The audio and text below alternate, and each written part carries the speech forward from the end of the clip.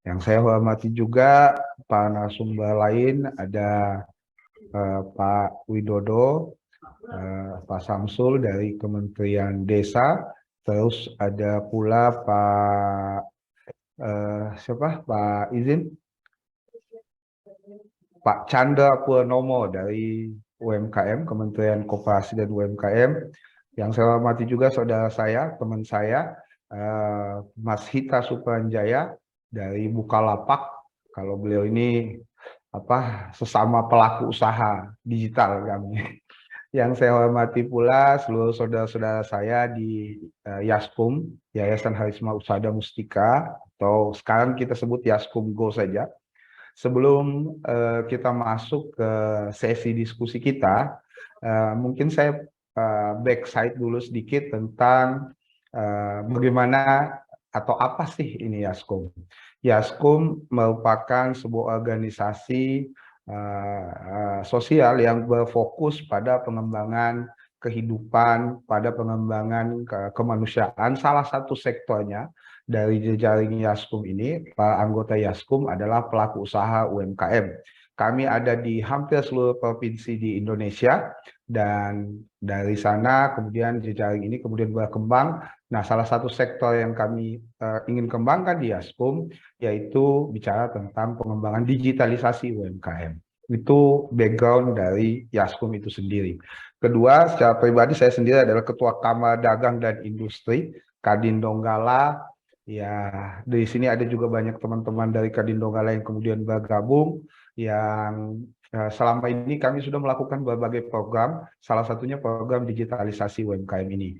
Kami melatih lebih dari 3.000 UMKM, dari 3.000 UMKM tadi ternyata yang bisa masuk ke pasar digital hanya sekitar 200-an UMKM. Mengapa itu terjadi, Pak? Mas Widodo, Mas Samsul udah ngerti kenapa itu terjadi. Ya, ternyata kan ada transformasi generasi yang mesti kita lakukan. Oke, sambil menunggu peserta yang lain, kita mungkin bisa mulai sesi diskusi ini. Sebelum kita mulai, saya ingin mempersilahkan Ketua Umum Yaskum, atau kalau sekarang namanya Yakin, Yakin Indonesia, Pak Mulhanan Tombolotutu, atau biasa kami sebut Katoni. Pak Ketum mungkin bisa memberikan sedikit pengantar sebelum kita mulai sesi diskusi kita. Kepada Pak Mulhanan atau Katoni kami persilahkan. Ya, baik Dinda Rahmat, kesempatan yang diberikan kepada saya. Assalamualaikum warahmatullahi wabarakatuh.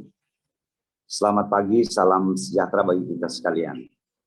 Yang saya hormati Bapak Ibu, saudara-saudara yang berbahagia, teristimewa Pak Samsul dari Kementerian Desa, Pak Chandra dari Kementerian Koperasi dan UMKM, dan Pak Hita dari Bukalapak, serta seluruh teman-teman saya dari Yaskum Indonesia dan Mbak Mita dan semua.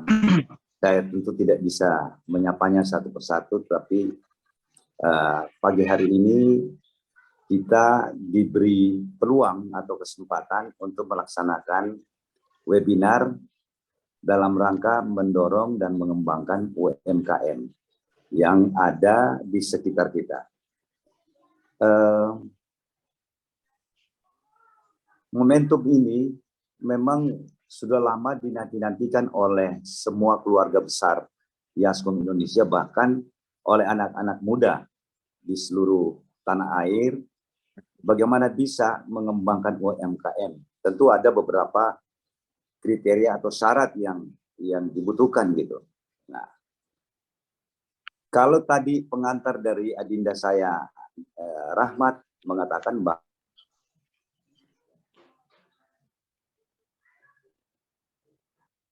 ada, tinggal jumlahnya, dan hampir semua itu bergerak di bidang UMKM. UMKM.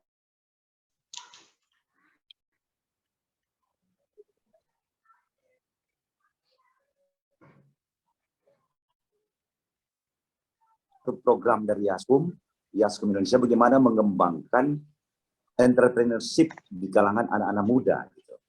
Tetapi peluang ini atau potensi yang ada ini tentu tidak begitu saja bisa tersampaikan dengan baik. Jadi ada beberapa program.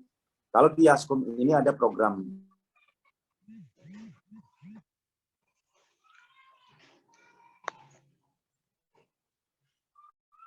digerakkan pada soal atau sektor ekonomi. Ekonomi terkhusus adalah bagaimana mengembangkan UMKM. Potensi ini ada, hampir seluruh Indonesia itu ada. Sebagai pedagang, sebagai nelayan, ini semua ada di kalangan keluarga besar Yaskum Indonesia.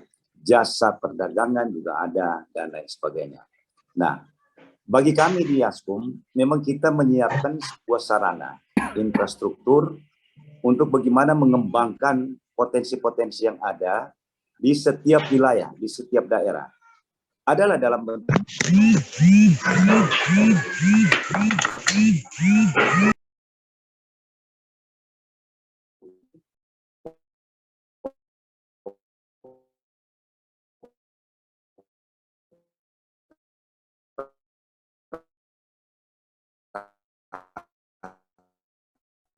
Iya, nge-lag ini kayaknya punya Katoni. Telepon banyak masuk nih.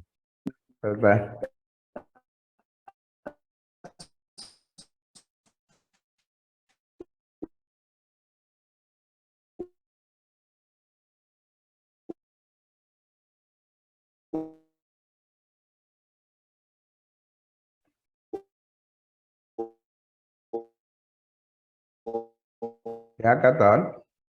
Mungkin nge-lag dia jaringannya. Ya, ini karena banyak sekali peminatnya. Mbak Mi, izin suara saya apakah jelas? Halo? Jelas, Bang Rahmat. Iya, suaranya Pak Ketum kayaknya nge-lag karena jaringannya lagi padat kayaknya. ya. Oke, Katon, silakan Katon. Ya, saya lanjut. Jadi kesempatan kali ini kita kedatangan tamu yang sangat luar biasa, narasumber yang sangat luar biasa, yang bisa memberikan arahan bagaimana sebenarnya mengembangkan. Semua teman-teman memiliki potensi yang ada. Tetapi bagaimana menyambungkan kepada yang membutuhkan. Kita ingin ada sebuah perspektif, di samping dia memproduksi, dia juga menjadi reseller terhadap produk-produk yang lain. Jadi connectivity yang ada di antara pelaku-pelaku usaha yang ada dalam keluarga besar Yaskum ini, bagaimana memanfaatkan digitalisasi, transaksi digital.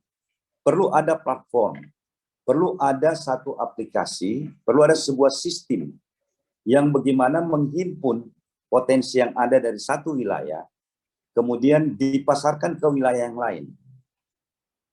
Pasar atau produk dari satu wilayah dipasarkan ke wilayah yang lain. Kira-kira begitu. Nah, pengalaman-pengalaman ini tentu, misalnya Pak Samsul yang selama ini konsen terhadap soal bagaimana potensi di desa, pengembangan UMKM, bagaimana koperasi, bagaimana UMKM, ini tentu bisa Pak Chandra memberikan arahan. Kemudian Pak Hita yang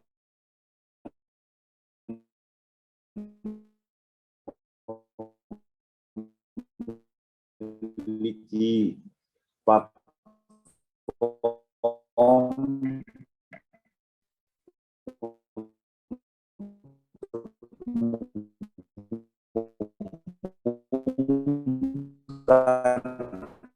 antaranya.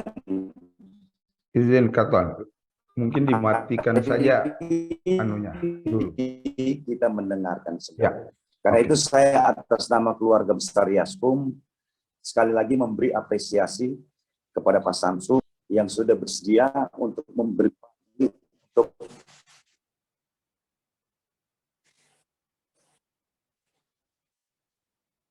ya. Nah, karena itu saya tidak terlalu banyak dalam pengantar ini, sebentar kita akan diskusi, tapi saya sekali lagi memberi apresiasi dan terima kasih pada narasumber kita hari ini dan kita akan berdiskusi bagaimana membumikan apa yang menjadi cita-cita kita di keluarga besar Yaskum. Dan dengan selalu memohon petunjuk dari Allah Ta'ala, Tuhan yang Maha Kuasa, saya mengucapkan Bismillahirrahmanirrahim. Webinar kita untuk mendorong berkembangnya UMKM yang hari ini kita akan membuka. Lebih kurang saya mohon maaf.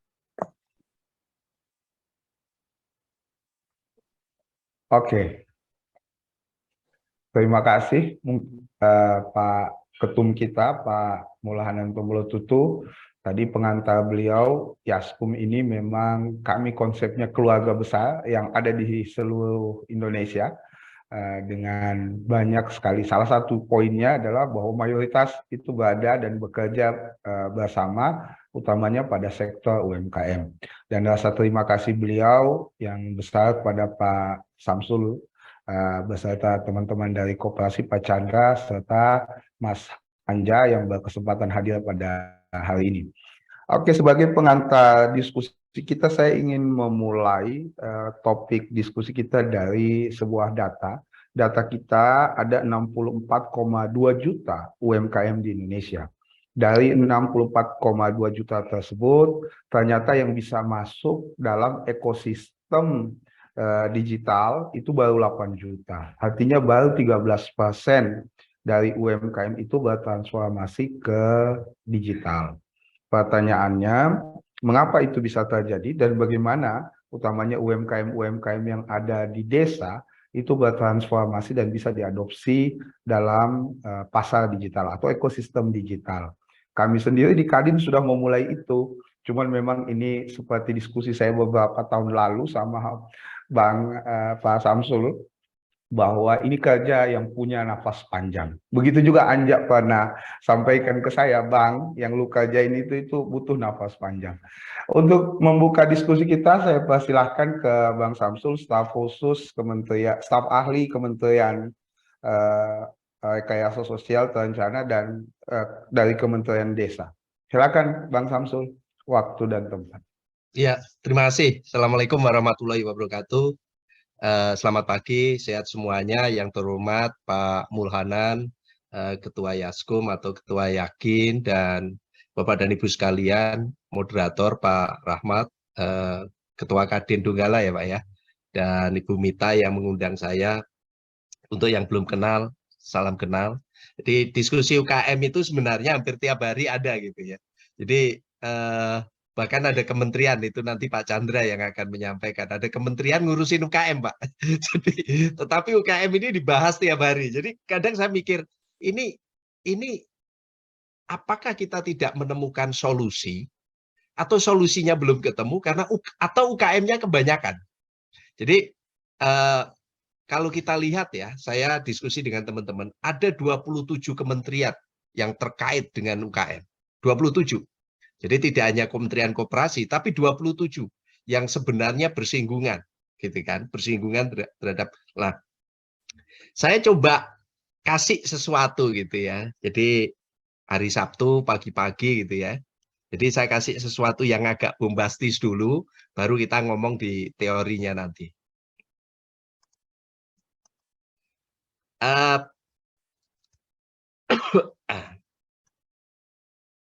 Maaf, saya agak batuk tadi, sudah agak mendingan. Jadi terus terang gini, Bapak dan Ibu sekalian, saya ngambil angle yang berbeda untuk menjelaskan. Jadi ini saya kasih judul Potret Warung dan Toko Kelontok. Terus saya selalu nanya, di manakah produk UMKM, di manakah produk Badan Usaha Milik Desa, di manakah produk koperasi dijual. Ini saya tunjukin. Saya berharap nanti Yaskum gerakannya ngurusin warung dan toko kelontong aja. Ini saya foto di Bondowoso, saya foto sendiri, gitu kan. Waktu itu saya ada acara di Bondowoso untuk penanaman perdana pisang Cavendish gitu ya.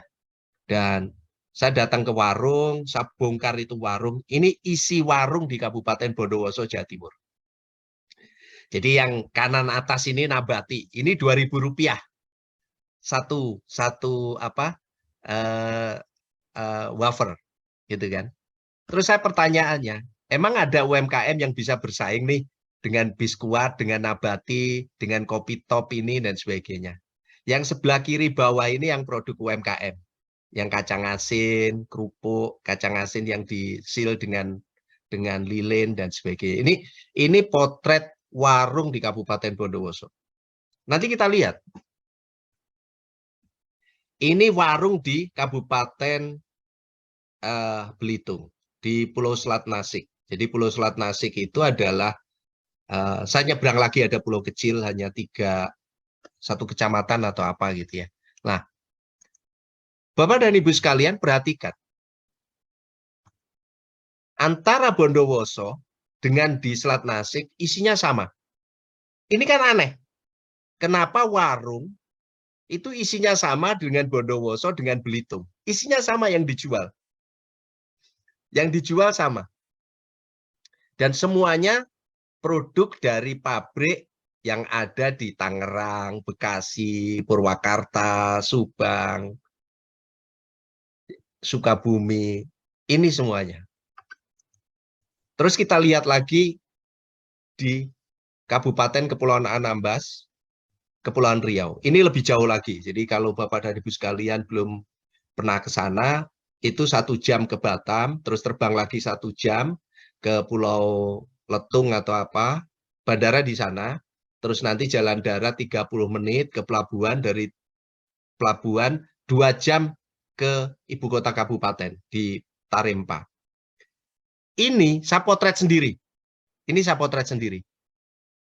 Pertanyaan saya, terus di mana produk UMKM? Di mana produk koperasi? Di mana produknya dari Kabupaten Donggala? Ini semua produk ini ada di Bekasi, Tangerang, pabriknya, Purwakarta, Subang, semuanya. Jadi sebenarnya saya sendiri terus berpikir gitu ya. Ini kenapa warung dari Sabang sampai Merauke isinya sama? Nah, di mana produk UMKM? Jangan-jangan produk UMKM ini ada pada saat ada kunjungan menteri, ada kunjungan gubernur, ada kunjungan wali kota, bupati, itu tahu-tahu ada produk UMKM di meja. Tapi habis itu diborong, setelah kunjungan selesai nggak produksi lagi. Ini realitas, gitu kan? Makanya sebenarnya saya ngambil angle dari sisi ini.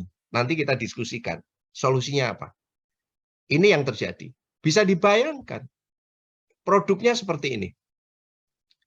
Ini saya potret produk UMKM. Jadi bayangin, produk UMKM ini jual, saya juga nggak tahu siapa yang ngajarin UMKM, di setiap kabupaten itu selalu bikin yang namanya abon. Pertanyaannya, emang ada orang saat ini makan abon? Jangan-jangan generasi saya gitu ya, yang makan abon, yang dulu kalau piknik setahun sekali, bawa nasi, bawa abon, kalau kita berangkat ke kos-kosan sama orang tua kita dibekalin abon. Saya juga tidak tahu kenapa UMKM ini diajarin bikin abon yang sebenarnya nggak ada konsumennya. Ini produk ini ada 12 merek di Kabupaten Anambas yang namanya kerupuk atum. Dan mereka bersaudara. Harganya 30.000. Bu, kalau 30.000 saya nggak beli. Loh kenapa? Ya kalau 30.000 saya mending beli Indomie rebus. 30.000 udah dengan telur, 3 mangkok ada sawinya. Jadi ada isu mereka tidak tahu sebenarnya konsumennya itu siapa. Ngasih harga itu ya nggak diperhitungkan gitu kan.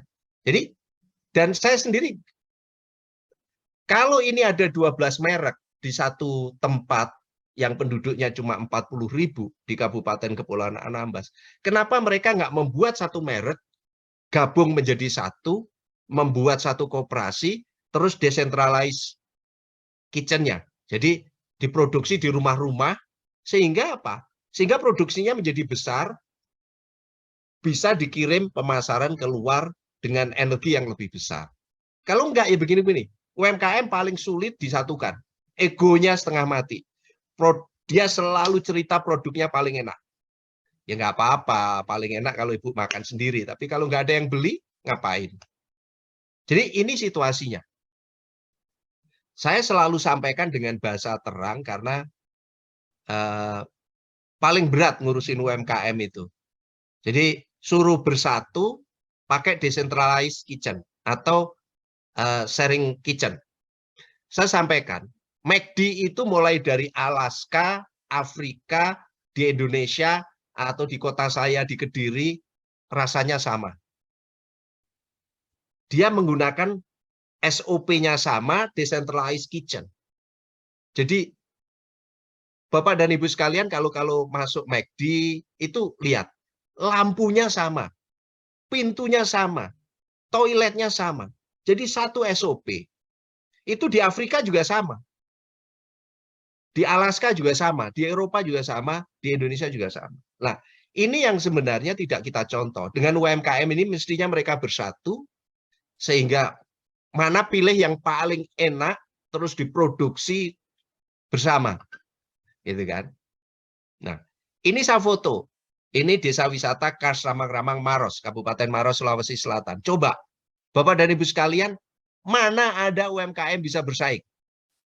Nih, jadi Bapak dan Ibu sekalian, saya itu rumah saya di Keramat Raya. Jadi saya suka jogging ke Kuitang, ke Patung Tani, terus ke Cikini gitu kan. Dan saya mengamati warung-warung gerobak itu. Mereka jual nutrisari seperti ini, itu 15 rasa. Jadi Bu Mita itu harus sekali-sekali nyoba nutrisari 15 rasa. Modalnya 1.500, dia jual 3.500, udah dengan disil, dengan sedotan, kadang ada yang dijual sampai 5.000 dengan es. Ini nutrisari. Terus pertanyaannya, mana produk UMKM? Ini betul. Nih nutrisari ini saya foto sendiri. Gitu kan, di Ramang-Ramang. Dan ini seluruh Indonesia sama. Gitu kan, seluruh Indonesia sama. Ini warung-warung. Jadi makanya kenapa saya sampaikan situasi kita seperti ini. Ini saya foto di Kabupaten Situbondo. Kondisi warung dan toko kelontong. Produk UMKM kelihatan kan, kerupuk seperti ini biasanya dari tetangga titip ke tetangganya. Yang lain produk pabrik. Produk pabrik semuanya. Nah, ini yang sebenarnya menjadi PR kita semuanya.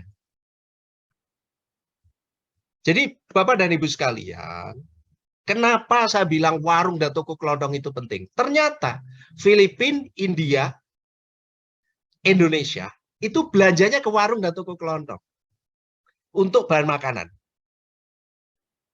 Jadi kalau saya, gitu ya, akhirnya saya berpikir, udahlah UMKM nggak usah muluk-muluk, rebut kembali warung dan toko kelontong. Kalau bisa merebut kembali warung dan toko kelontong, mengisi produk-produk yang ada di warung dan toko kelontong, udah UMKM akan survive. Karena sekarang warung dan toko kelontong itu sudah direbut dan dikuasai oleh industri. Jadi, dan ini penelitian dari Nikkei Asian Review. Toko kelontong itu 92%. Supermarket itu nggak sampai 5%, hypermarket juga, toko serba ada. Jadi makanya sebenarnya saya berpikir, udah rebut kembali warung dan toko kelontong. Rumah saya di Keramat, itu jalannya cuma 300 meter. Itu 300 meter isinya ada 3 Alfamart, 2 Indomaret, 1 Prima Fresh, terus ada warung grosir yang tukang-tukang kopi, warung-warung kecil itu kulaan, terus ada warung gerobakan banyak, dan mereka tidak bersaing. Mereka punya market sendiri-sendiri. Jadi Bapak dan Ibu sekalian, kalau kita lihat tadi, ini kan aneh. Kenapa produk di warung itu sama dengan produk di Alfamart, Indomaret? Jadi mohon maaf kalau Bapak dan Ibu sekalian memilih Alfamart Indomaret. Saya pikir kita diskusi. Ini situasinya. Makanya sebenarnya saya itu kalau ada provinsi, kabupaten melarang adanya Indomaret, Alfamart, itu buat saya senyum-senyum aja. Emang kalau Alfamart, Indomaret dilarang, mereka nggak jualan. Mereka jualan. Walaupun tidak ada Alfamart, Indomaret, jualannya itu ya di sini. Di warung dan toko kelontong. Isi yang ada di Alfamart dengan isi yang ada di Indomaret sama. Isunya bukan Alfamart, Indomaret. Isunya adalah bahwa produk UMKM tidak ada. Jadi ini saya bawa ke sini gitu kan, karena pagi-pagi supaya naikin semangat gitu kan. Nanti kalau saya bawa ke teori-teorinya bosen kan gitu. Jadi ini, nah saya sampaikan ini yang ada di Alfamart Indomaret. Berbagai macam mie instan dengan harga terjangkau. 3.000, 4.000. Coba bayangin. Dan Alfamart pun mereka sudah membuat white label. Beli karungan, dibungkusin. Jadi UMKM nggak punya merek. UMKM hanya produksi. Oke. Gitu ya. Lah, yang menarik, seluruh Indonesia, Alfamart Indomaret jual yang namanya mie samyang. Dan itu produk impor. Harganya ada mulai dari 7.000, 15.000 gara-gara Korea gitu ya. Semua pengen tampil seperti boy band gitu ya. Semua pengen tampil seperti girl band gitu kan. Mereka makan Korea supaya putih-putih kayak orang Korea gitu kan. Karena drama Korea. Ini yang menarik yang kita amati. Sehingga ini kan sama dengan begini. UMKM kalau tidak pegang channeling, tidak pegang channel untuk jualan, UMKM tidak akan pernah punya tempat. Jadi saya ceritakan, kalau pompa bensin Pertamina itu ada 2. Jadi pompa bensin yang dikuasai Pertamina, pompa bensin yang dikuasai swasta. Bisa dibayangkan, kalau Pertamina yang produksi minyak, terus pompa bensinnya dikuasai swasta, tentunya Pertamina tidak akan punya tempat untuk jualan. Nah ini yang terjadi. Makanya terus terang saya sampaikan, bersatulah para UMKM, rebut warung dan toko kelontong. Kalau tidak, nggak akan ada tempat. Tidak ada tempat untuk jualan. Ini yang menarik. Anak saya, anak-anak milenial. Saya nggak tahu Bapak dan Ibu sekalian masih ingat nggak? Kalau orang tua saya dulu pergi keluar kota, pulang itu bawa wingko. Dulu bentuknya gede-gede, sekarang udah kecil-kecil. Yang sebelah kanan. Itu wingko, 4.000 per bungkus. Sebelah kiri ini yang ada gambarnya Kaisang ini snack tricks. Seluruh anak milenial tahu snack tricks. Tapi sebelah kanan, saya pernah uji coba. 1 piring wingko babat, saya taruh di meja makan. Dengan 1 piring tricks ini, saya taruh di meja makan. Wingko babat nggak ada disentuh oleh anak saya. Menurut saya, menurut lidah saya, karena saya dari kecil kalau orang tua saya pergi, oleh-olehnya adalah wingko babat. Tapi yang tricks ini, oleh anak saya cepat habis. Nggak sampai sehari habis. Saya tanya, harganya ini Rp1.000. Jadi Bapak dan Ibu sekalian, setelah acara ini, cari ke warung dan toko kelontong, cari snack trick. 1 box isinya 10.000. Dan satuan ini dijual di warung itu 1.000-an. Jadi saya sampaikan begini. Saya bedah nih warung dan toko kelontong. Itu ada snack harganya Rp1.000, produk pabrik. Ada yang harganya 2.000. Ada yang coklat itu harganya 2.500. Jadi kalau kita anak-anak kecil gitu di desa-desa, itu maknya sibuk nonton TikTok, terus dia ribut, ada anaknya ribut sama maknya itu dikasih Rp2.000, dia lari ke warung tetangga, dia dapat triks 2. Anaknya udah diem, maknya happy nonton TikTok. Ini situasi. Jadi, terus kita gimana? Kan gitu. Saya nggak tahu. Kalau saya sih merasakan bahwa wingko babat ini enak dibanding triks. Tapi lidahnya anak-anak milenial nggak bisa terima. yang namanya wingko babat ini. Gitu kan. Nah, ini yang tidak disadari oleh kita. UMKM ini harus berpikir the new practices gitu ya. Praktek-praktek baru, rasa-rasa baru, makanan-makanan baru yang digemari oleh milenial. Gitu kan. Jadi itu. Ini pemainnya. Marah nggak ya? Saya khawatir yang punya pabrik marah ini. Jadi semua warung dan toko kelontong dikuasai oleh 10 FMCG terbesar. Ini. Jadi Bapak dan Ibu sekalian, Pak Chandra, Bu Mita, Bapak dan Ibu sekalian, coba masuk ke kamar mandi. Ada nggak produk UMKM? Masuk ke dapur, ada nggak produk UMKM? Pemainnya adalah Indofood, PNG, Wing Indonesia, Kapal Api Global, Unilever Indonesia. Unilever Indonesia itu mulai sampo, pasta gigi, sabun cuci, wah, udah habis-habisan. Saya itu kalau ke minimarket, supermarket suka dikomplain sama istri saya karena saya kelamaan. Saya bacain ini produksi apa itu saya bacain. Jadi Bapak dan Ibu sekalian, di pedalaman pun bayi-bayi kita itu pakainya Johnson & Johnson. Susunya Frisian Flag Indonesia. Snacknya Mayora. Kalau lagi pesta minumnya Coca-Cola Company dan Nestle. Dan ini mengisi semua warung dan toko kelontong. Terus kita ngapain? Jadi makanya sebenarnya webinar mengenai UMKM ini dibahas setiap hari. Nah, solusinya apa? Solusinya adalah kuasai kembali warung dan toko kelontong. Jadi teman-teman UMKM harus memproduksi produk-produk pengganti produk pabrik. Gitu kan? Kalau dulu kita mengenal produk substitusi impor.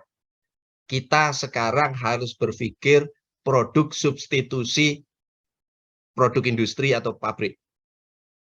Saya kasih contoh ini. Di Aceh itu terkenal yang namanya Ma'rah Piring. Jadi ini sabun cuci piring. Ada juga di Jogja itu ada sabun cuci.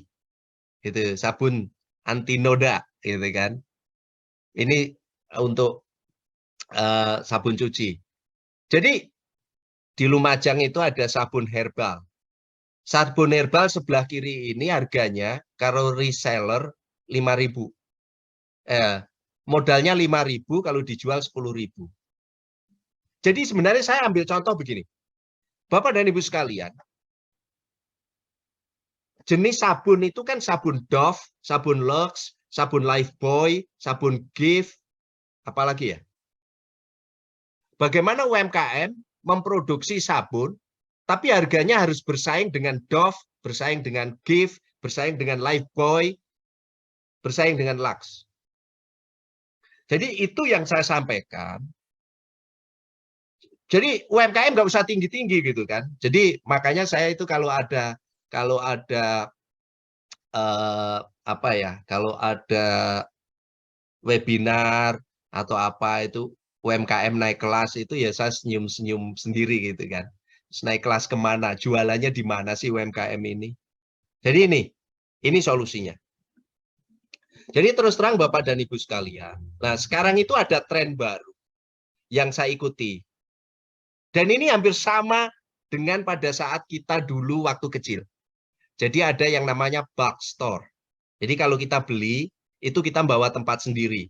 Mulai dari kecap, saus, madu, itu kita bawa tempat sendiri. Jadi modelnya seperti ini. Gitu kan. Jadi kita nggak disediakan tempat. Gitu kan. Jadi ini ada konsep itu. Saya belum lengkapi, tapi nanti saya lengkapi. Ada contoh-contoh warung zaman dulu yang mereka itu kalau beras itu ya langsung curah gitu ya. Kedelai curah, kacang hijau curah, dan ini konsep modern bulk store yang dibuat curah sehingga menjadi lebih ramah lingkungan. Saya sendiri berpikir, jangan-jangan ini menjadi solusinya UMKM. Jadi dijualnya curah sehingga akan lebih kompetitif dan lebih ramah lingkungan. Jadi ini yang saya sampaikan. Bapak dan Ibu sekalian, saya masih ada waktu nggak ya? Masih Atau 2 menit boleh lah. ya saya sebentar, saya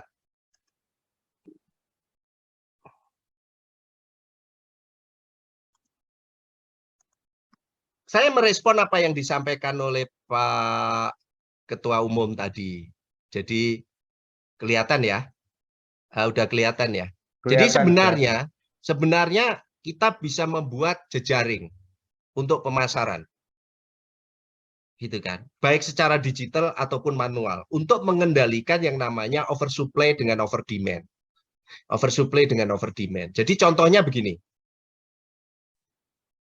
Pernah suatu saat saya membaca berita bahwa oversupply ubi Cilembu di Bandung itu harganya membuat sekitar 3.000 sampai 6.000 rupiah. Tetapi di Surabaya, di Bali harganya itu 7.000 lebih. Untuk ekspor masih 15.000. Nah, UMKM ini tidak berjejaring. Seharusnya UMKM ini berjaring. Jadi misalnya begini.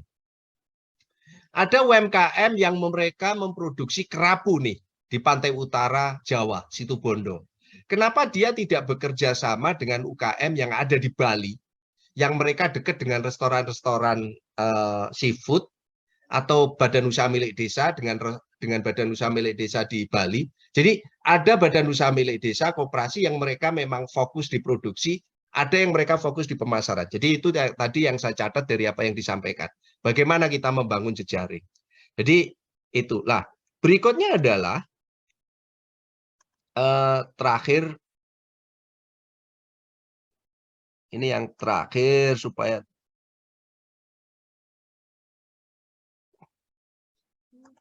kok nggak muncul, sebentar. Terakhir adalah soal Indonesia ini terdiri dari 17.000 pulau. Jadi saya sampaikan ke Bapak dan Ibu sekalian, kita itu 17.000 pulau. Jadi artinya apa? Artinya adalah bahwa kita beda dengan Cina yang satu daratan, kita beda dengan Eropa, walaupun berbeda negara tapi mereka satu daratan. Berbeda dengan Afrika, banyak negara tapi satu daratan, Amerika, Kanada satu daratan, Amerika Selatan satu daratan. Kita 17.000 pulau. Artinya apa? Kita harus mengembangkan hyperlokal. Jadi hyperlokal itu adalah optimalisasi market lokal. Kalau nanti dikirim antar pulau, kosnya akan mahal. Pemerintah sudah mempunyai program untuk itu, tetapi kok nggak bisa gerak. Pemerintah juga punya program tol laut, tetapi seringkali dari Surabaya ke arah timur ini penuh, tapi baliknya kosong karena konsolidasi produksi. Jadi ini yang saya kasih contoh-contoh gitu ya. Jadi kapal dari Surabaya ke arah Pelabuhan Pomako di Mimika gitu ya, ini selalu penuh. Mulai dari semen, minyak goreng, teh, kopi, susu, macam-macam. Tetapi angkutan baliknya selalu kosong, sekitar cuma 25%. Gitu kan, termasuk disubsidi juga naik sampai ke Pegunungan Tengah pakai pesawat. Jadi ada tol laut dan jembatan udara ini subsidi. Tetapi baliknya kosong. Jadi turun dari Pegunungan Tengah Papua ini juga nggak ada yang bisa diangkut untuk dibawa ke Jawa. Jadi itu yang mesti diperhatikan Bapak dan Ibu sekalian, bahwa kita punya isu mengenai transportasi karena kita terdiri dari 17.000 pulau. Jadi saya menyampaikan itu saja, saya mengingatkan bahwa rebut kembali warung dan toko kelontong. Kalau tidak, UKM nggak ada jualan. UKM itu ada kalau ada kunjungan menteri. Setelah kunjungan menteri diborong, setelah itu nggak produksi lagi. Jadi itu saya kembalikan ke Pak Rahmat selaku moderator. Terima kasih. Makasih banyak Pak Samsul. Ini pencerahan yang baik. Jadi kalau saya catat setidaknya ada 3 ya yang menjadi pointers dari beliau. Yang pertama, UKM selalu menjadi topik pembahasan kita, tapi produksi kita kenyataannya begitu lemah. Hampir semua warung kita dikuasai oleh produk dari luar dan bukan FNG-nya dari luar semua, bukan dari basis UMKM itu sendiri.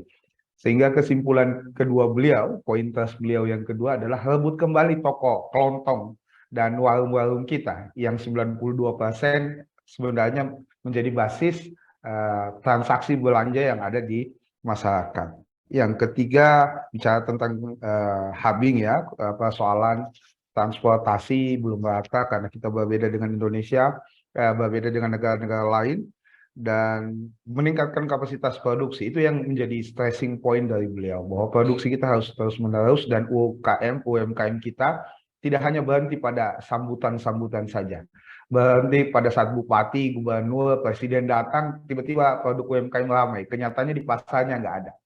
Terima kasih Pak Samsul. Terus kita pindah kedua ke Mas Hita Supranjaya, yang sebenarnya kalau dilihat dasar dari platform yang namanya Bukalapak, awalnya itu dari lapak-lapak, dari warung juga.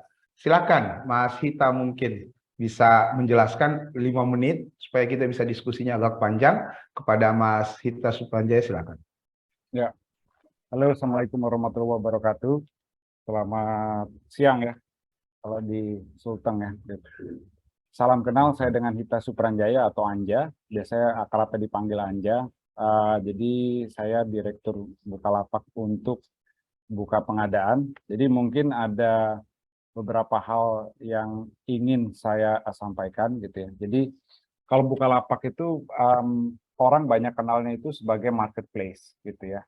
Tetapi di dalam Bukalapak itu kita tidak hanya memiliki marketplace gitu ya. Jadi kita ada Bukalapak sebagai marketplace. Yang kedua kita ada Buka Mitra, yaitu kita punya bisnis warung, mendigitalisasi warung gitu ya. Terus yang ketiga kita ada Buka Pengadaan, yaitu untuk meningkatkan pesanan ke warung langsung ke korporasi dan pemerintah sebagai pembeli gitu ya. Nah, mungkin ada beberapa hal di sini ya, kalau kita bicara UMKM itu memang mungkin kalau dari saudara saya sampaikan tadi napasnya panjang gitu ya. Kita perlu napas panjang. Ya itu benar sekali gitu ya.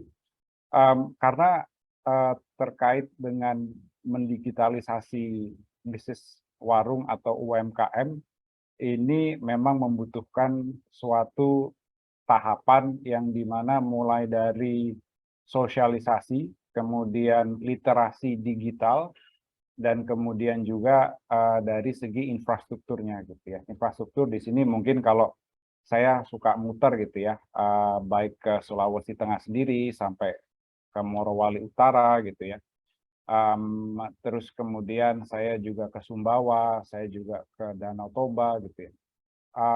Mereka itu terkadang terkendala dari perangkat yang mereka gunakan gitu ya. Baik itu perangkatnya mungkin belum memadai gitu ya, karena masih menggunakan featured phone dibanding smartphone, ataupun terkait kendala dengan sinyal gitu ya. Nah ini akan berimbas kepada literasi digital yang ingin diakses. Nah, pentingnya digitalisasi di sini sebenarnya ini bagaimana UMKM ini bisa menjangkau bisnis tidak hanya di area lokalnya maupun secara luas nasional gitu ya. Nah, disinilah hadir kita gitu ya, karena kita melihat ada beberapa tantangan nih di Indonesia. Pertama dari permodalan, yang kedua juga dari finansial gitu ya, dan ketiga dari infrastruktur. Nah, kami coba mengusung istilahnya kita punya visi misi itu menciptakan keadilan perekonomian bagi semua, baik itu UMKM maupun si pembelinya atau pelaku usahanya sendiri gitu ya. Nah, bagaimana cara kita melakukannya? Itu adalah kita menghadirkan atau kita mendigitalisasi proses-proses yang saat ini ada di tingkat UMKM dan mengoptimalkan potensi pasar yang ada melalui digital. Nah, salah satunya mungkin saya sedikit cerita mengenai Bukalapak secara keseluruhan gitu ya. Kita kurang lebih itu ada 7 juta hingga 8 juta UMKM yang terdaftar di dalam ekosistem kita. Dan kita ada sekitar 13 juta agen individu atau warung yang terdaftar di ekosistem kita. Nah, hari ini ada 2 segmen pedagang nih yang kita hadirkan di dalam ekosistem kita, karena ini sesuai dengan pola usaha yang mereka jalankan. Nah, kalau kita bicara agen individu atau warung ini sekitar ada 13 juta. Nah, bagaimana kami cara mendigitalisasi mereka atau membantu usaha mereka? Nah, yang pertama itu dengan hadirnya Buka Mitra, di mana ini mendigitalisasi supply chain atau pasokan ya, rantai pasokan mulai dari prinsipal atau pemilik brand tersebut hingga langsung ke warung. Nah, kita melihat di sini ada harga yang tidak kompetitif gitu ya, ada juga ketersediaan stok gitu ya. Jadi kami kerjasama dengan brand prinsipal yang dimana warung ini bisa memiliki akses untuk membeli produk-produk yang ada di pemegang merek atau pemilik merek tersebut gitu ya, melalui platform kita.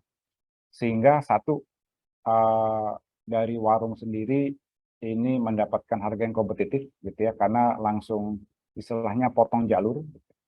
Yang kedua juga warung juga bisa dapat menjual produk-produk virtual tanpa modal. Contohnya apa sih produk-produk virtual ini? Nah, produk virtual ini selain barang-barang yang kita banyak temukan di warung gitu ya, misalnya di barang-barang toko kelontong lah ya, gitu, baik itu barang UMKM sendiri maupun barang brand lain gitu ya. Nah, dengan adanya produk virtual ini kita bisa menambah pendapatan dari untuk warungnya itu sendiri. Gitu. Nah, salah satunya misalnya untuk transaksi pulsa gitu ya. Nah, karena kalau kita lihat warung itu kan sebenarnya pasarnya adalah komunitas di sekitar mereka ya gitu. Nah, ini transaksi pulsa ini biasanya kalau kita ngelihat toko-toko offline, mereka harus menyediakan modal untuk mereka bisa memiliki SIM card atau pulsa. Nah, dengan adanya aplikasi yang kita telah bangun dan telah dijalankan, maka dari pemilik warung ini bisa menambah portofolio produk mereka dengan mereka bisa menjual pulsa tanpa modal di depan gitu ya.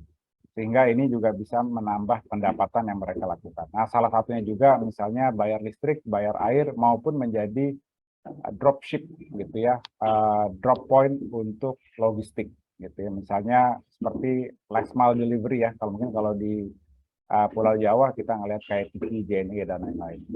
Nah, jadi ini telah terbukti juga selama pandemi 2 tahun telah berlalu. Gitu ya. Ini pendapatan dari warung ini naik 15 kali lipat, gitu ya, di dalam kurun waktu setahun terakhir lebih tepatnya. Dan jumlah traffic yang datang pun juga meningkat 5 kali lipat. Gitu. Jadi memang ini suatu fenomena ya kalau kita lihat di dalam pandemi ini memang mengakselerasi segala hal melalui digitalisasi. Nah, di sisi lain, gitu ya, kita juga melihat ada kesulitan dari para pelaku usaha yang ingin menjajakan produknya masuk ke korporasi ataupun pemerintah. Nah, di sini kami bermitra, mungkin kalau kita bicara pemerintah ya, kita bermitra dengan LKPP, gitu ya, di mana kami membangun suatu platform dan kementerian, lembaga, dan pemerintah daerah ini sebagaimana sesuai dengan regulasi juga yang berlaku, mereka bisa langsung melakukan transaksi kepada UMKM setempat. Ya, tidak jarang juga kita melihat ada suatu pembeli, ada seorang pembeli yang mereka melakukan pembelian, misalnya mereka dari Palembang, gitu ya, kemudian mereka melakukan transaksinya itu ke Jawa Timur. Jadi apa sih biasanya produk-produk yang dijual? Nah, ini kalau kita bicara produk yang dijual ini ragamnya cukup luas gitu ya. Mulai mungkin kalau kita bilang kerajinan tangan, gitu ya. Mungkin salah satunya juga kain sarung Donggala yang pernah ditransaksikan. Atau kita juga ada ikan cupang, gitu ya, maupun produk-produk kayu furnitur dari Jepara, gitu ya. Nah, ini yang ditransaksikan langsung kebanyakan oleh pemerintah sebagai pembeli kita. Nah, di sektor swasta gitu ya, ini tidak hanya produk-produk seperti IT dan elektronik, yang dimana ini sebenarnya bukan produk UMKM yang ditransaksikan, tapi produk yang biasa ditransaksikan dari sektor swasta ke UMKM ini biasanya terkait dengan customized item, gitu ya. Misalnya, ini untuk pembuatan kaos, gitu. Jadi ini non-branded, gitu ya. Terus kemudian disablon, bisa by sablon atau lewat printing, ya, digital printing. Terus kemudian produk ini dijajakan melalui platform kita untuk kebutuhan perusahaan-perusahaan besar, seperti misalnya Pesset Kaizen, Adira, gitu ya. Terus kemudian ada juga FMC dan lain-lainnya. Nah, ini sebenarnya by default ini sudah menunjukkan potensi pasar itu sangat luas, gitu ya, terkait dengan produk-produk UMKM melalui digitalisasi. Mungkin sedikit saya ingin paparkan ya, tapi ini adalah mungkin saya akan mengambil sudut dari segi data ya, gitu. Sedikit izin untuk sharing. Silakan, Jack.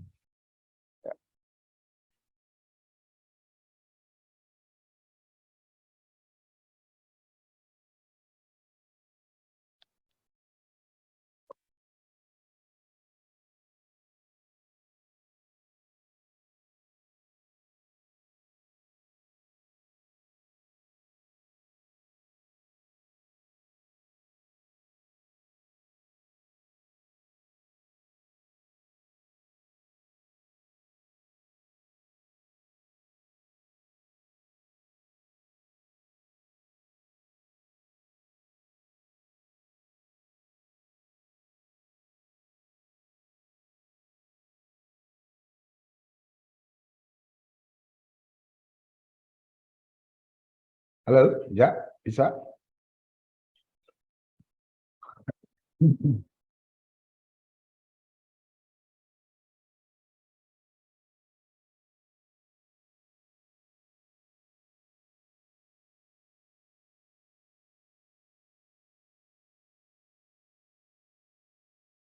Halo, Mas Halo, Anja. halo. Ya, oke, silakan. Jack. Mohon maaf ini tendang keluar tadi barusan. Iya, Oke, mungkin sudah bisa lihat ya, layar saya ya, gitu. ya. Nah, mungkin ini sedikit aja saya ingin menyampaikan ya. Jadi kalau di Bukalapak itu dan atau mungkin juga pelaku-pelaku usaha digital lainnya ya, gitu. Jadi kita sangat berpegang erat gitu ya sebagai proyeksi ke depan dan gambarannya seperti apa dengan konsep namanya internet ekonomi gitu ya, atau biasanya disebut ekonomi elektronik ekonomi gitu ya. Jadi kalau kita ngelihat gitu ya, di Asia Tenggara itu ada 6 negara gitu ya. Kalau kita ngelihat pertumbuhan pedagang yang bergabung dalam e-commerce gitu ya, khususnya sejak tahun 2020 itu peningkatan cukup pesat. Ini kurang lebih ada 18 kali lipat jumlah UMKM yang masuk ke dunia digital gitu. Dan ini sektor macam-macam, bisa dari e-commerce, ride hailing, online video dan lain-lain gitu ya. Jadi kalau kita bicara internet ekonomi itu ada online video sendiri, ada e-commerce, ada ride hailing dan ada food and beverage gitu ya. Itu 4 terbesar. Di dalam masa pandemi ini ada kurang lebih 2 lagi, yaitu berkaitan sama education sama health technology gitu ya.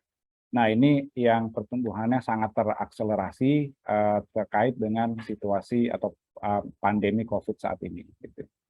Nah, sekarang kalau kita lihat nih ya, pangsa pasar Indonesia itu sebenarnya seberapa besar ya? Ini kalau kita melihat negara tetangga lainnya, gitu ya. Nah, Indonesia ini mungkin kalau kita bicara dari kacamata GDP, gitu ya, produk domestik bruto itu kita mungkin nomor 5, gitu ya, 4 atau nomor 5. Tapi kalau kita bicara dari size populasi ini kita nomor 1. Dan di sini kalau kita melihat internet ekonomi di Indonesia itu mencapai 146 billion dolar, gitu ya, miliar dolar. Artinya ini mungkin kurang lebih ada 2.100-an triliun lah ya, kurang lebih 2.100 triliun. Nah, artinya ini sudah seukuran dengan atau lebih besar sedikit dari APBN Indonesia. Di tahun 2021 sendiri angkanya ini yaitu 70 miliar US dollar gitu ya, total jumlah internet ekonomi. artinya produk-produk yang bisa diperdagangkan lewat digitalisasi itu mencapai 70 miliar US dollar atau sama dengan 1.000 triliun. Ya. Oke, nah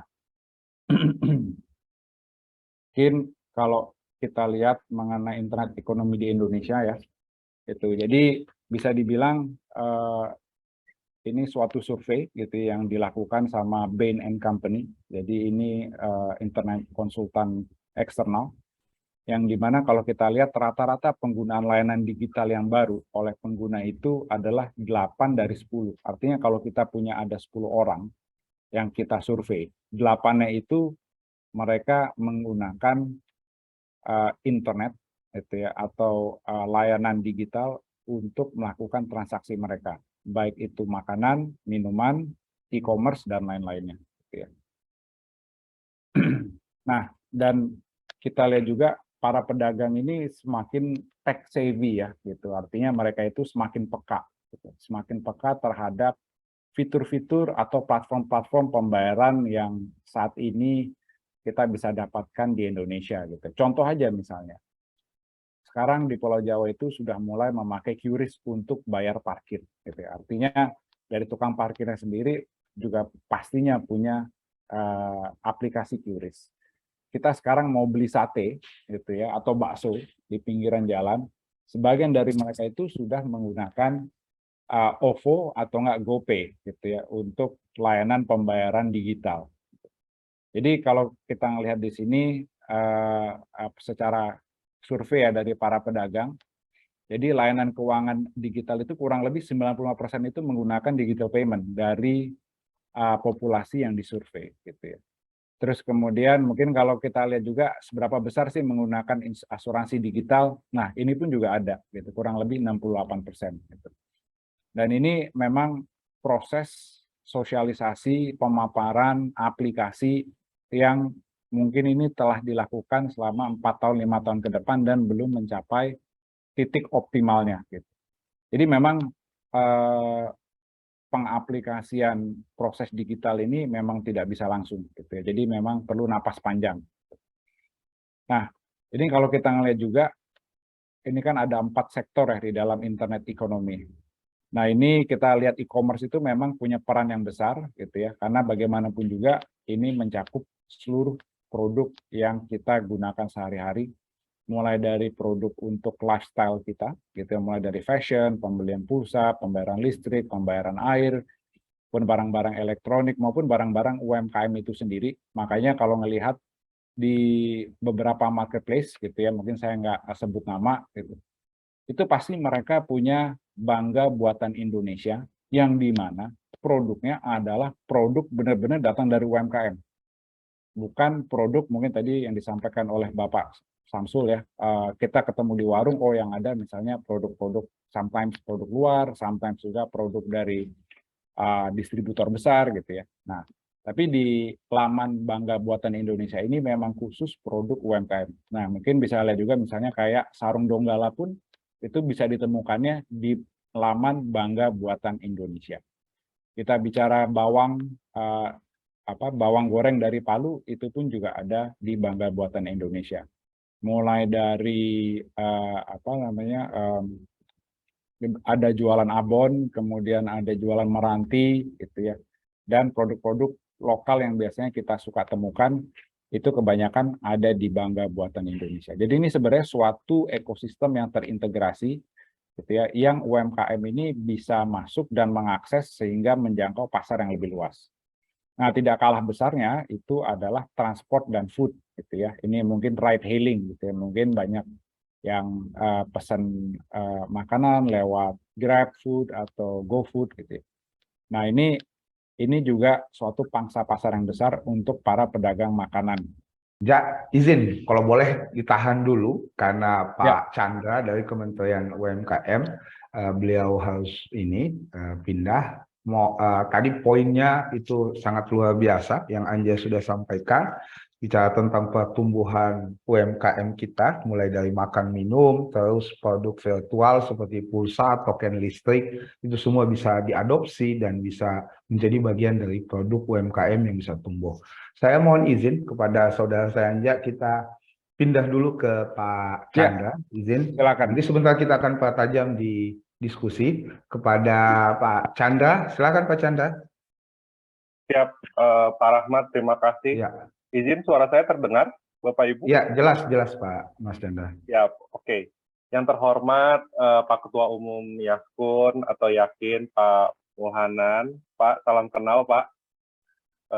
Yang kedua, staf ahli Menteri Kementerian Desa, Pak Samsul Widodo, juga Direktur Pengadaan Bukalapak, Pak Hita, dan Pak Ahmad Arsyad, Ketua Kadin Donggala, dan Bapak Ibu sekalian, anggota dari Yaskum atau Yakin, terima kasih atas waktunya. Pertama, saya mengucapkan permintaan maaf dari Pak Menteri dan juga Bu Deputi Bidang Kewirausahaan karena tidak bisa hadir.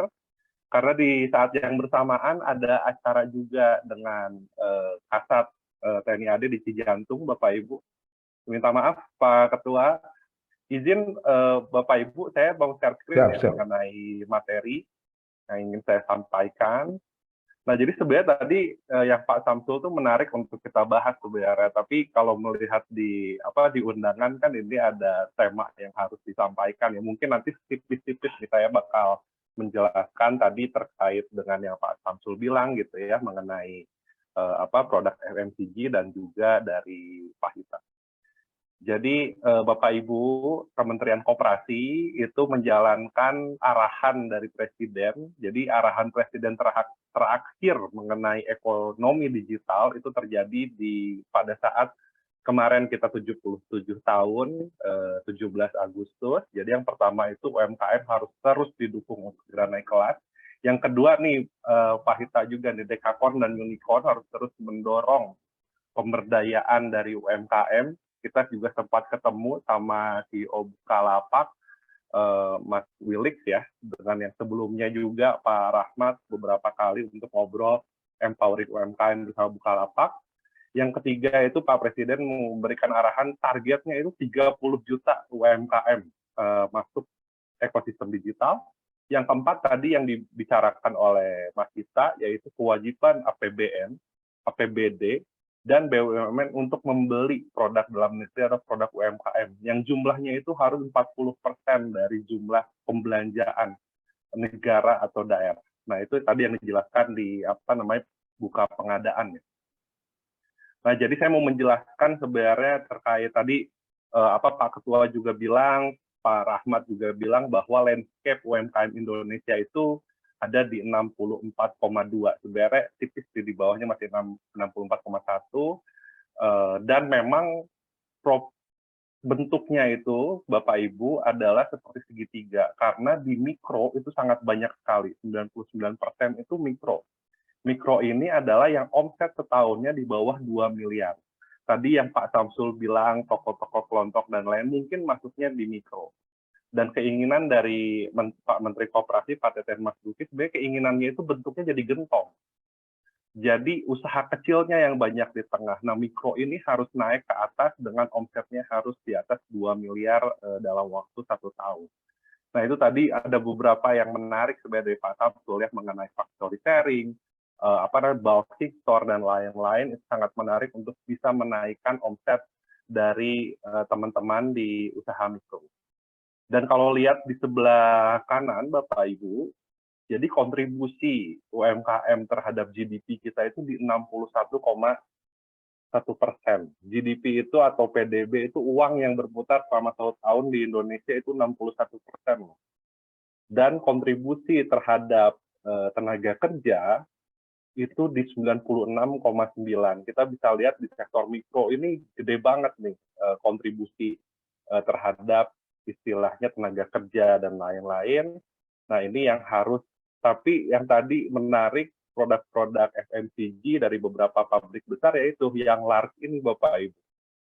Jadi large ini menguasai channeling atau supply chain yang di bawahnya. Nah, ini yang menarik. Dan sebenarnya apa sih potensi ekonomi digital di Indonesia? Nah, itu yang paling bawah Bapak Ibu. Jadi di 2019 ekonomi digital, uang yang berputar di dalam ekonomi digital itu cuma 2,9%. Terus naik jadi 4% di 2020, dan diproyeksikan di 2030 itu 18,8% dari uang yang berputar di negara kita itu ada di dalam ekonomi digital atau senilai 4,3 ribu triliun, ini salah nih, nggak ada ribu. Dan Bapak Ibu tadi juga Pak Rahmat sempat bilang bahwa dari 64 juta yang baru masuk ke dalam ekosistem digital itu baru 8 juta. Nah, disinilah fungsi saya di dalam Kemenkop, Pak Rahmat, izin Pak Ketua. Jadi Pak Menteri membuat tim percepatan transformasi digital, dan saya salah satunya. Kita memonitoring bersama beberapa platform berapa sih yang sudah masuk ke dalam ekosistem digital. Kita monitoring dari Januari 2021, itu sekarang alhamdulillah nih per Agustus sudah 20,24 juta.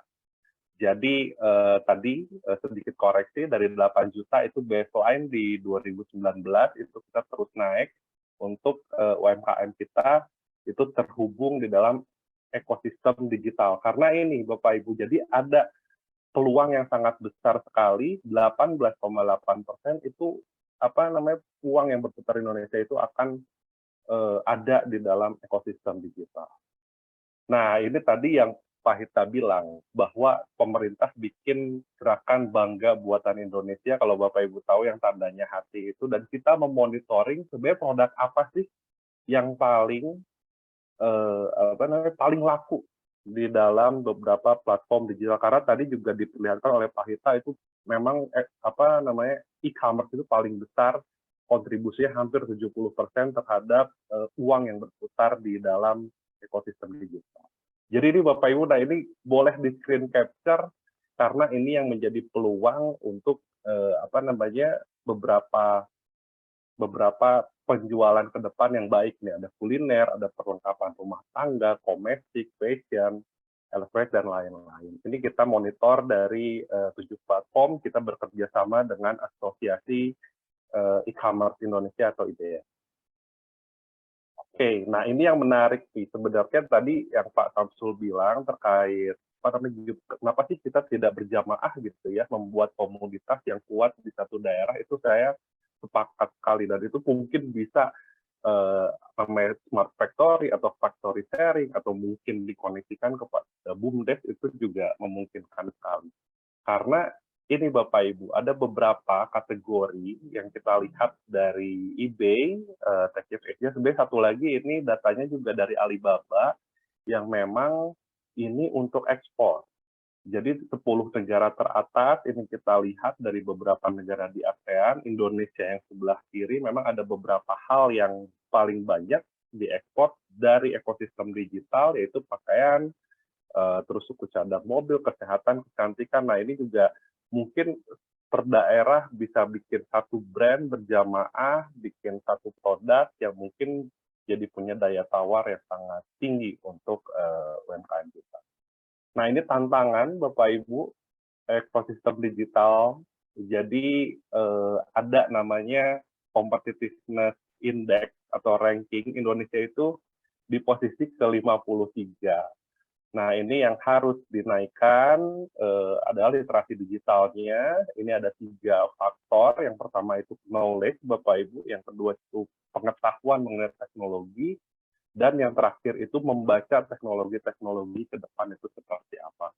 Jadi ada 3 hal yang mungkin bisa kita coba naikkan literasi digital kita untuk kita itu bisa istilahnya untuk naik kelas dari ekosistem digital, karena kita juga banyak menemukan beberapa UMKM yang pure jualan digital, nggak punya toko, tidak punya tempat, tapi bisa omsetnya luar biasa 30-40 juta per bulan gitu. Karena memang keunikan juga dari produknya. Nah, apa sih yang dilakukan oleh Kemenkop gitu ya Bapak Ibu? Jadi Kemenkop itu sudah 2 kali pada saat tim percepatan itu dibentuk, kita melakukan rakornas, rapat koordinasi nasional, kita kumpulkan semua stakeholder. Tadi Pak Sabtu bilang ada 27 kementerian lembaga, itu kita kumpulkan dalam rakornas. Rakornas kedua itu waktu bulan Maret kemarin, akhirnya kita sepakat untuk memfokuskan diri di kelompok yang ini nih, yang makanan, minuman, fashion, petani, karena ini yang potensinya paling besar. Dan kita juga harus memfokuskan diri, digitalisasi itu bukan hanya akses pasar. Pada saat Rakornas dibahas, ternyata ada 7 aspek digitalisasi yang harus dilakukan. Jadi aspek pasar, pemantauan kualitas produksi, digitalisasi keuangan, dan pembiayaan tadi juga sempat disinggung oleh Bukalapak, manajemen organisasi, digital kapasitas produksi, supplier, dan juga distribusi. Nah, ini ada dari Rakornas ini akhirnya kita bersepakat 41 stakeholder, ditambah beberapa stakeholder lain, untuk fokus kepada 7 kelompok dan 7 aspek digital yang harus dimanfaatkan oleh UMKM Indonesia, dan juga ada penguatan dari Pak Presiden dalam pelaksanaan rapat koordinasi nasional. Akhirnya kita memetakan nih Bapak Ibu, seperti ini juga boleh difoto, boleh di screen capture. Yang pertama itu akses pasar, ya ini Bukalapak juga termasuk di sini. Langsung ada pemantauan kualitas produksi. Kita tahu ada beberapa startup yang bisa membantu petani maupun nelayan atau budidaya perikanan. Terus ada keuangan atau akses pembiayaan, manajemen organisasi, kapasitas produksi. Nah, supplier dan pasokan tadi juga sempat dari Bukalapak juga bilangnya mitra Bukalapak. Nah, ini juga kita coba petakan ada mitra Bukalapak karena juga sudah ngobrol beberapa kali dengan Pak Menteri Bukalapak ini dan juga untuk distribusi dan logistik. Jadi ini fokus digitalisasi. Pak Menteri selalu bilang bahwa bukan hanya akses pasar digitalisasi, tapi harus beberapa layer juga itu juga didigitalisasi. Karena problemnya sekarang Bapak Ibu, kalau misalnya Bapak Ibu tahu kredit usaha rakyat itu harus 30% untuk UMKM, problemnya itu adalah di sistem kredit scoring-nya.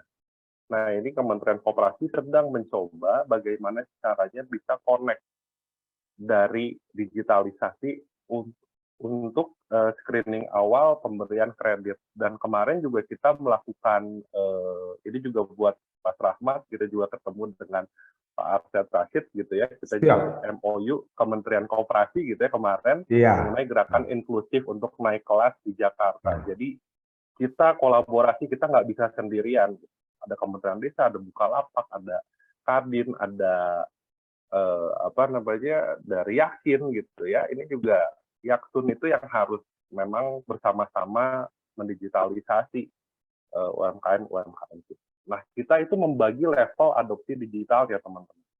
Jadi nggak bisa langsung kayaknya harus level 1 dulu, kita kerja sama-sama WhatsApp, kita kerja sama-sama Google juga gitu ya, kerja sama-sama Meta dan lain. Jadi kita melakukan beberapa level dari 7 aspek tersebut. Jadi biar nggak kaget langsung, waduh saya harus digital apa dulu nih, kan bingung gitu ya, harus digital apa dulu, nanti kita bikin guideline. Dan yang menarik tadi dari Pak Ketua Umum adalah bagaimana caranya misalnya ada anggota Yaktun punya produk, itu dibantu secara penjualannya oleh anggota lain, itu sangat menarik sih sebenarnya. Nah, ini kita tahu ada bisnis model seperti itu, namanya social commerce, atau misalnya pakai platform Bukalapak dengan mitra Bukalapak, masukin aja Mas Tita SKU dari keanggotaan Yaktum ini untuk misalnya bisa supply chain manajemennya. Tapi di satu sisi, yaitu menurut saya ada beberapa solusi ya untuk sentuhan teknologi. Di sini ada Mas Tita gitu, sangat luar biasa menurut saya, teknologi bisa pakai Bukalapak, atau terus jejaring juga tadi dari Mas Rahmat gitu ya, di Kadin itu juga sangat luar biasa. Ini model ini menurutku ini bisa masuk. Di satu sisi mungkin dari BUMDes gitu ya, bisa ada satu produk factory sharing bersama, karena saya cerita sedikit, model di Korea itu seperti itu, inkubator itu bukan nemuin dulu UMKM-nya, tapi dikunci dulu komoditas yang mau dihasilin dari inkubatornya apa. Baru dicari siapa nih yang mau misalnya budidaya ikan, siapa aja, nah gitu. Jadi demand-nya ada dulu. Jadi dibalikin kalau di Korea. Nah ini dan Korea sendiri, Bapak Ibu saya sedikit cerita, Kementerian UMKM-nya itu baru ada di tahun 2011.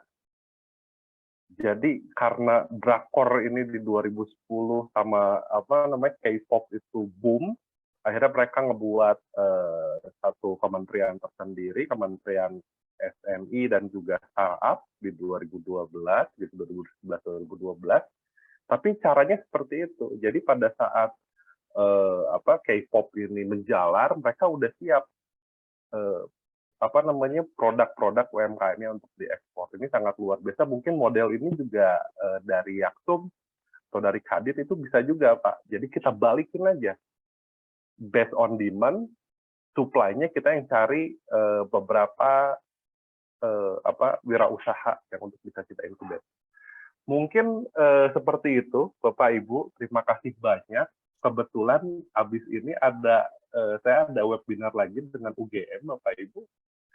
Kalau saya coba diskusi sebentar deh ya. Ini katanya panitianya ini lagi masih menunggu dari UGM. Terima kasih. Oke, makasih Mas Chandra dari Kementerian Koperasi dan UMKM. Menarik sekali sampai pada pemetaannya.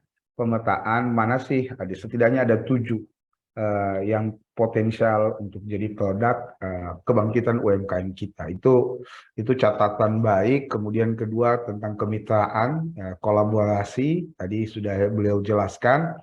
Kalau kami sendiri di Kadin Donggala untuk marketplace-nya, kami mendorong kerjasama dengan Bukalapak, kemudian kerjasama dengan teman-teman keranjang belanja. Terus kita juga masuk kalau untuk sektor perikanan, kita dengan e-fishery, tadi sudah diperlihatkan. Terus juga kami bangun kemitraan dengan beberapa platform seperti Zenius untuk peningkatan capacity building bagi pelaku usaha kita. Itu juga menjadi bagian dari platform peningkatan sumber daya. Oke, Bapak Ibu yang peserta diskusi baik lewat Zoom, kemudian baik lewat YouTube maupun platform media sosial lain. Tadi kita sudah dengarkan 3 paparan yang tiga-tiganya betul-betul isi semua. Jadi kita dapat berisi semua, mulai dari Pak Samsul, UMKM harus naik kelas, warung kita harus kita rebut kembali, masuk ke Mas Anja tentang portofolio pertumbuhan ekonomi digital, terakhir Mas Chandra tadi men-stressing 7 potensi bisnis yang bisa dikembangkan oleh UMKM. Selanjutnya saya buka sesi tanya jawab. Mungkin ada 3 untuk dari Zoom ini dulu. Ya, baik ketiga-tiganya, silakan. Siapa ada yang ingin bertanya? Silakan langsung coba hidupkan mic-nya atau lewat kolom meeting chat-nya, silakan. Kalau ada yang ingin bertanya. Siapa? Ada? Kita mulai Pak AE. Siapa AE ini? Halo? Ya, silakan. Izin Pak, saya Pak Agung. izin. Ya. Perkenalkan. Oke, silakan Pak. Saya izin menyampaikan Pak, ini untuk hasil pertanian, khususnya di daerah kami Pak, di kampung kami, itu harga kelapa sangat-sangat murah Bapak. Harga kelapa sangat murah, per butir mencapai 700 perak dari petani. Harga kelapa 700 perak sampai 1.000 lah dari petani. Sedangkan dijual ke kota sampai 6.000, 7.000, bahkan sampai ada yang 15.000. Berarti masih tinggi harga kelapa itu, Bapak. Oke. Jadi bagaimana harga kelapa bisa naik ya? Iya, Bapak. Oke. Kan dari petani itu murah, Pak. Dibelinya murah, Pak. Itu perlu kita ya. Kalau kelapa ini, kalau sedikit penjelasan ya, kalau kita jualan kelapanya, kupas babinya langsung dikirim ke luar. Kalau di kami olah jadi tanur. Kita olah di tanur, kemudian pembakaran dia diubah jadi arang yang kemudian menjadi bagian dari briket dan sebagainya. Oke, selanjutnya ada lagi Pak siapa? Pak Rohul atau tadi soal kelapa. Kira-kira bagaimana solusinya ya? Kalau kita jualan material langsung itu memang agak murah. Bagaimana kita bisa jadi produksi tadi yang seperti disampaikan oleh Pak Samsul. Tapi nanti beliau jawab. Oke, masih ada lagi yang ingin bertanya? Silahkan di kolom chat. Ada? Ya, siapa ini yang angkat tangan nih? Ya, silakan Pak. Izin Pak. Ya, silakan. Oh, ya. Kami dari Yaskum DPC Rokan Hulu nih Pak, dari Riau. Oke, silakan dari Riau. Saat ini kami ada bergerak beberapa UMKM. Salah satunya itu adalah kreatif kayu untuk apa ya? Untuk hiasan rumah lah katakan. Dengan ada juga UMKM bergerak di air masak, air minum masak. Yang menjadi kendala kami itu satu tentu bahannya tersebut, artinya begini, bahan yang ada di kami itu tidak sama dengan bahan yang ada di Jawa. Sementara kalau kami dropship dari Jawa itu ke sini tentu memakan biaya yang sangat tinggi, sehingga kami di dalam penjualan itu tidak bisa bersaing dengan harga yang ada di daerah Jawa, katakan begitu. Kalau kami intip-intip katakan di Bukalapak atau Tokopedia, marketplace lah katakan, kami tidak sanggup untuk menjual segitu. Sehingga saat ini kami hanya bisa menjual di lokal saja. Nah, kira-kira apa solusinya bagi kami supaya bisa masuk bersaing harga dengan yang ada di Pulau Jawa katakan, yang kami lihat ya selalu di Pulau Jawa, sehingga kami bisa menambah produk-produk kami ini untuk kesejahteraan anggota-anggota di sini, Pak. Saya rasa itu, Pak. Oke, terima kasih teman-teman dari Riau. Pak, siapa izin tadi? Pak Saya Erwin, Pak. Perkenalkan, maaf. Pak Erwin dari Riau. Ini dari Yaskum Riau ya. Pertanyaannya mungkin bisa dijawab sama Mas Anja, Pak Samsul, dan Pak Chandra. Kira-kira bagaimana misalnya industri kreatif kayu tadi itu potensial, tapi competitiveness mereka tidak bisa bersaing karena harga untuk kebutuhan produksi itu lebih tinggi dibandingkan kalau dari Jawa. Ya, memang ini keadilan untuk semua ini, Mas Anja juga tantangan. Kemudian siapa? Pak Iwan. Pak Iwan ya? Iwan Setiawan dari Jawa Tengah. Silakan Pak Iwan, Mas Iwan. Mas Iwan. Baik, selamat siang. Siang. Ingin bertanya, tadi disampaikan terkait kolaborasi produk umat anggotanya Yakin untuk terkait marketplace-nya Pak ya. Nanti konkretnya seperti apa Pak? Oke. Mohon izin. Oke, nanti konkretnya setelah diskusi ini kita akan buatkan nanti tugas Mbak Mita dan Pak Ketum, kita buatkan bagaimana Yaskum itu sendiri terkoneksi langsung, listing potensial UMKM yang ada. Dan langsung kita buat pelatihan, kalau boleh nanti saya izin sama Anja dan teman-teman. Jelas ya Pak Iwan ya? Oke, jelas.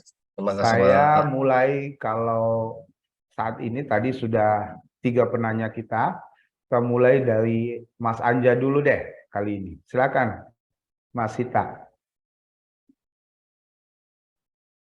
Ya, terima kasih Kak Rahmat. Jadi mungkin kalau kita bicara mengenai rantai pasokan ya, memang saat ini apa yang dialami tadi itu memang masih menjadi suatu kendala. Kendala ini sebenarnya lebih kepada rantai pasokan raw materialnya gitu ya, karena mungkin tidak menyeluruh di berbagai macam daerah sehingga meningkatkan cost of production-nya. Gitu. Tapi yang bisa saya address dari sini adalah akses ke pasar yang dimana apabila dibilang harga tidak kompetitif, sebenarnya di sini demand dari pasar-pasar lokal lah yang harus ditumbuhkan gitu ya. Jadi tidak hanya di Pulau Jawanya, tetapi di daerah Sumatera. Sehingga produk tersebut bisa langsung sampai ke usernya atau pembelinya. Nah, kalau kita bicara mulai dari aspek biaya logistik, sebenarnya di dalam setiap marketplace itu memiliki 3PL ya, gitu. Jadi third party logistik gitu. Kayak di Bukalapak sendiri ada 12. Nah, ini memang sudah hal yang lumrah di mana delivery cost itu tentu akan dibebankan kepada usernya yang melakukan pembelian tersebut, gitu ya. Dan mungkin juga yang harus dilakukan adalah dari para pedagang raw material ini yang perlu ditumbuhkan gitu di lokal sehingga bisa menekan cost of production. Hal ini sebenarnya juga dialami dan ini masih merupakan PR gitu ya bagi kita dan bagi organisasi-organisasi yang terkait juga. Contoh misalnya untuk ATK gitu ya. Untuk ATK salah satunya produk kertas. Gitu. Terkadang itu kalau orang mau beli 1 rim atau 500 lembar, itu mereka tidak beli di toko terdekat, tapi mereka beli di luar kota. Karena keawaman literasi digital tersebut, gitu ya, ketika mereka beli harga A4 itu sekitar 32 ribuan. Tapi biaya logistiknya itu mencapai 40 ribu. Gitu. Nah ini gunanya dari marketplace sebenarnya kan sebagai penjembatan, gitu ya, bagaimana, tetapi harus ada produsen lokalnya dulu nih, gitu ya, sehingga bisa membantu para pedagang-pedagang sehingga mereka bisa menekan harga sih. Gitu. Mungkin kurang lebih seperti itu tanggapan saya, Kak Rahmat. Makasih, Anja. Nanti setelah sesi ini kita stressing bagaimana bisa konkret ya hubungannya dengan kerjasama dengan Yaskum dan Yakin. Ke Pak Widodo, izin Pak Samsul, silakan Pak Samsul. Ya, tadi sebenarnya pertanyaannya kurang jelas ya. Jadi kelapa ini di daerah mana gitu ya. Terus tadi kelapa, pertanyaannya ketika kelapa ini dijual harganya sangat murah. Nah, ketika dia dalam bentuk raw material, artinya kelapa utuh. Ketika kelapanya dikirim keluar, maka hubungannya dengan transportasi tadi ini, Bang, sebenarnya. Membangun rantai pasok dari raw material kelapa utuh tadi, kemudian bisa punya nilai yang tinggi. Solusinya mungkin ya industrialisasi, itu yang ya, jadi... sebenarnya gini, UMKM kita itu tidak pernah melakukan yang namanya riset pasar sebenarnya. Jadi mereka itu tahu langsung produksi gitu, tapi mereka tidak pernah. Saya ambil contoh begini. Ini saya tunjukin sebentar yang kelapa ya. Jadi mereka itu harus melakukan riset pasar gitu kan. Makanya sebenarnya lokasi itu tadi penting. Ini saya tunjukin. Pernah nggak sih kita berpikir jual kelapa muda di tempat wisata dalam bentuk seperti ini?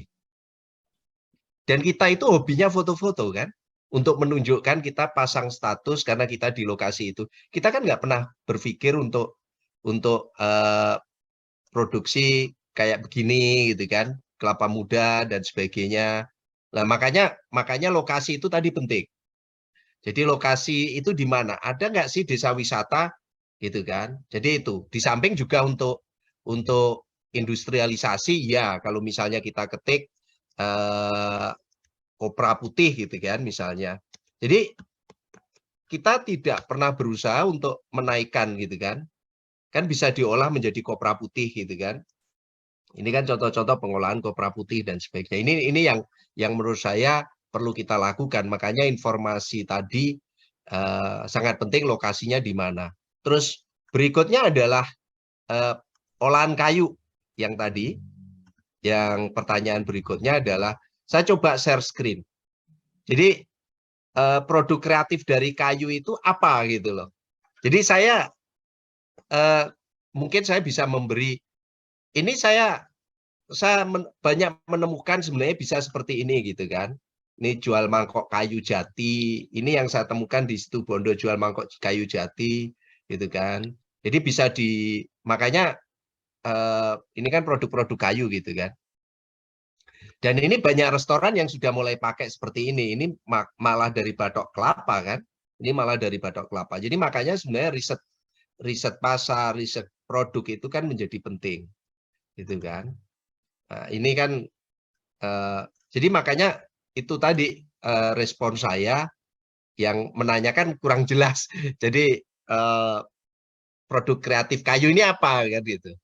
Baru nanti kita bisa diskusikan gimana kalau seperti ini dan sebagainya. Tapi kalau kelapa itu tadi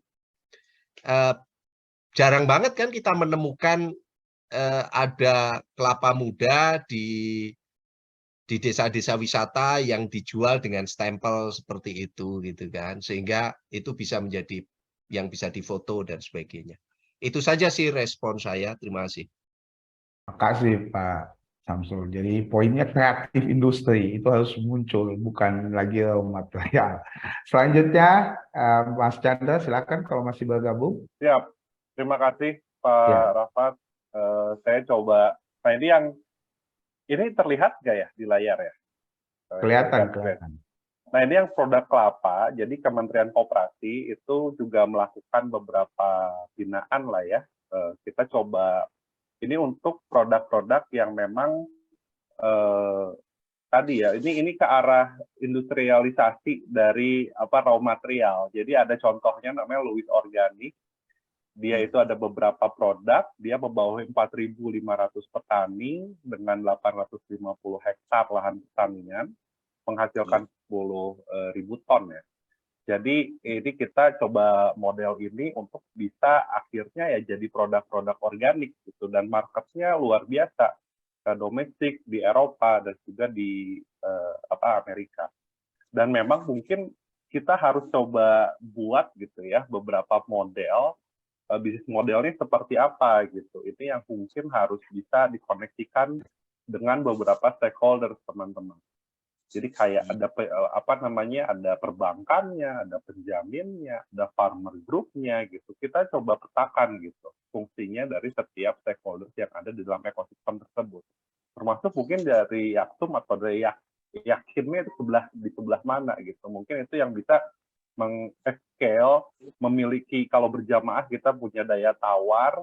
Tadi yang Pak Samsul bilang gitu, bahwa factory sharing ini bisa terjadi dengan skema seperti itu. Dan yang menarik tadi yang produk kayu, kita juga ada, contohnya ini Wisanka, ini di Klaten. Jadi ini kita coba share gitu ya beberapa stakeholders di dalam ekosistem dari kerajinan kayu, akhirnya bisa gimana caranya produknya itu bisa ekspor. Dan itu ada beberapa produk, dan kita juga bersama-sama melakukan FGD untuk akhirnya menemukan bisnis modelnya itu seperti apa. Nah memang tadi ya ada kalau misalnya di Jawa itu murah, dan misalnya di luar Jawa itu karena marketnya di luar itu jadi mahal. Sebenarnya sekarang ada beberapa startup yang fokusnya itu terhadap fulfillment center. Jadi mungkin ini bisa jadi solusi fulfillment. Jadi memang produknya itu bisa jadi diproduksinya memang di Jawa dengan merek itu memang dari luar Pulau Jawa, atau misalnya produknya diproduksi di luar tapi memang pergudangannya itu ada di Jawa. Nah ini banyak sekali beberapa platform yang menyediakan fulfillment center ini. Jadi nanti kita dari mungkin produknya itu ditaruh di Jawa, tapi kita kan bisa lihat pergerakan dari di storage-nya itu seperti apa. Dan ini banyak beberapa platform ya udah ke arah fulfillment center. Jadi lebih murah dari segi ongkos kirim, lebih murah dari segi produk. Tapi brand tetap secara merek lah ya masih tetap punya kita. Mungkin itu yang bisa saya perkuat gitu, Mas Rahmat. Makasih Mas Chandra. Iya, menarik sekali tadi bahwa sebenarnya sistem rantai pasok. Makanya pertemuan hari ini salah satu yang kita ingin stressing yaitu ekosistem. Membangun ekosistem yang berhubungan dari semua aspek, dari basis produksi, kemudian ekosistem pasar, dan ekosistem digital. Tiga poin itu menjadi bagian dari ekosistem digital. Tentu ini bukan hanya kerja pemerintah, tapi ini juga kerja kolaborasi bersama. Baik kami sebagai Kadin, kami sudah memulai ekosistem itu dari Kadin Donggala. Dan kemudian dari sisi Yaskum, Yakin, sebagai sebuah organisasi sosial, sudah waktunya juga membangun ekosistem. Untuk membangun ekosistem, kami punya listing anggota se-Indonesia. Dengan basisnya rata-rata UMKM. Tadi 2-3 penanya awal itu adalah para pelaku yang mengalami kesulitan real di lapangan. Bagaimana misalnya satu produk kreatif, kita menguasai raw material seperti kelapa, kulit kayu, bisa jadi pengrajin, tapi persoalannya adalah pemodalan, persoalannya lagi hubungannya dengan akses pasar dan sebagainya. Inilah nafas panjang tadi yang mungkin Anja juga sampaikan, dan kerja-kerja ini tidak akan berhenti kita lakukan. Saya mau ke Pak Ketum dulu, Pak Tony. Kak Tony masih ada? Nah, mungkin konkretnya setelah ini saya minta izin Pak Samsul, Pak Chandra, ke depan kita langsung buat pelatihan setelah Yaskum membuat database listing. Mungkin kita kunci di 7 produk tadi yang potensial, kemudian nanti marketplace-nya kita dorong ke Bukalapak, pelatihannya bisa lewat kemitraan dengan Kementerian UMKM, terus juga untuk pengembangan kita punya seorang staf ahli Kementerian Desa yang luar biasa seperti Pak Samsul untuk bisa membuka bagaimana sih perkembangan industri kreatif termasuk hubungannya dengan desa, BUMDes itu bisa masuk dalam ekosistem ini. Kita buat dalam bentuk ekosistem besar. Pak Mulhanan, Kak Tony masih ada? Kalau Kak Tony sudah tidak ada, Baru mungkin masuk sebentar. Oh ya, atau Mbak Mita deh, silakan Mbak Mita sebagai ketua harian, silakan. Ada Pak Mulhanan. Oke, Pemulanan, Kak Tony sudah bergabung. Halo? Ya. Ya, Kak Ton, mungkin tadi sudah banyak sekali input, catatan kita tentang bagaimana pembangunan ekosistem, utamanya khususnya dalam yakin dengan potensi keanggotaan yang ada di seluruh Indonesia, dan hubungannya baik itu pelatihan, pertemuan untuk rantai pasok pasar, dan selanjutnya juga pada akses digitalisasinya, pasar digitalnya yang teman-teman Bukalapak, saya pikir sangat concern di situ, bisa sampai 13.000 sekarang e-warung yang sudah bergabung di Bukalapak. Nah, mungkin konkretnya ke depan kita mulai buat seri pelatihan, selain seri pelatihan juga dan bantuan tentunya dari teman-teman Kementerian Koperasi dan Kementerian Desa untuk mempercepat ekosistem ini. Minimal untuk internal Yaskum lah dulu, dan Kadin Donggala harus tetap ikut katanya. Silakan katanya. Ya, terima kasih. Memang menarik sekali. Saya juga tadi begitu menyimak, mendengar apa yang disampaikan oleh Pak Samsul. Kita ikut begitu agak tersentak. Memang benar. Ketika kita melihat produk-produk yang dijual di setiap kios atau setiap toko kelontong, warung, dan lain sebagainya, produknya pasti produk pabrikan. Pertanyaan yang di mana UMKM, nah itu dia. Tapi tadi optimisme kita itu menghubungkan. Ini yang memang yang menjadi problem kita. Memasarkan kita punya produk-produk UMKM. Kalau ingin bersaing dengan produk pabrikan, tentu ada beberapa faktor yang ikut menentukan gitu. Pertama, dia punya kualitas kemasannya. Kalau rantai hubungan antara produksi dengan pasar ini, hari ini platform kira-kira macam Bukalapak itu sudah di sana sudah mulai nampak. Tapi ini peningkatan kualitas, kemudian dia punya packaging, dia punya rasa, dan lain sebagainya. Ini juga menjadi problem.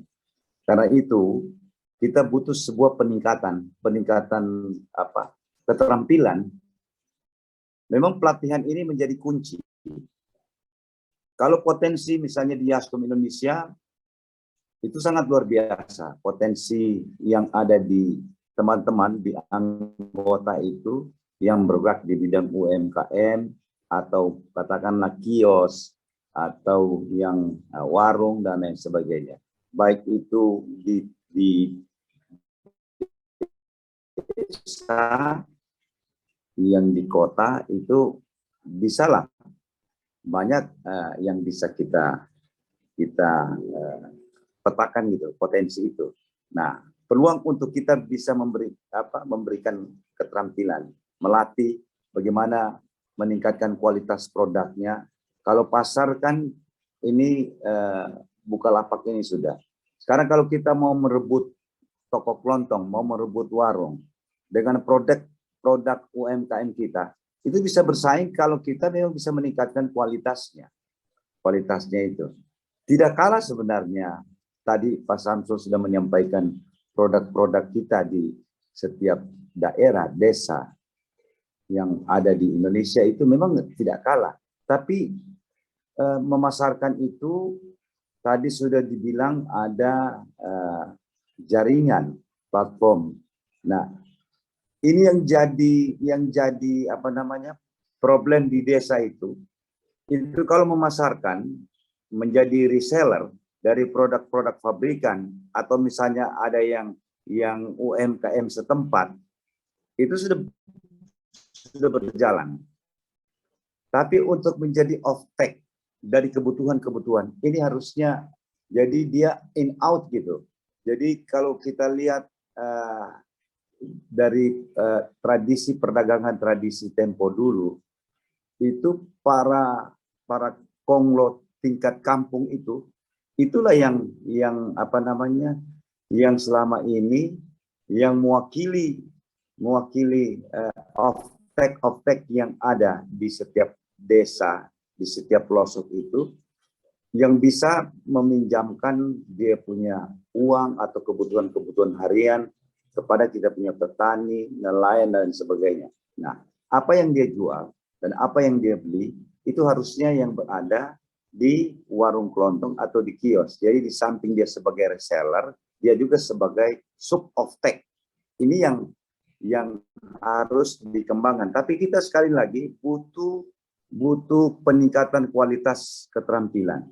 Karena itu pelatihan yang harus kita harapkan dari bapak-bapak tadi, narasumber, ada Pak Chandra, ada Pak Hita, kemudian ada Pak Samsul, bisa memanfaatkan karena butuh untuk memberikan pelatihan-pelatihan dalam rangka peningkatan kualitas produk dan dalam rangka bagaimana menjadi reseller sekaligus sebagai off-take di kampung atau di desa-desa. Terima kasih. Kalau bisa kita membangun sebuah jaringan program antara Yaskum dengan misalnya Kementerian Desa, Kementerian Koperasi dan UKM, dan Bukalapak sebagai suatu jaringan yang menghubungkan antara produk dengan user atau dengan pasar gitu.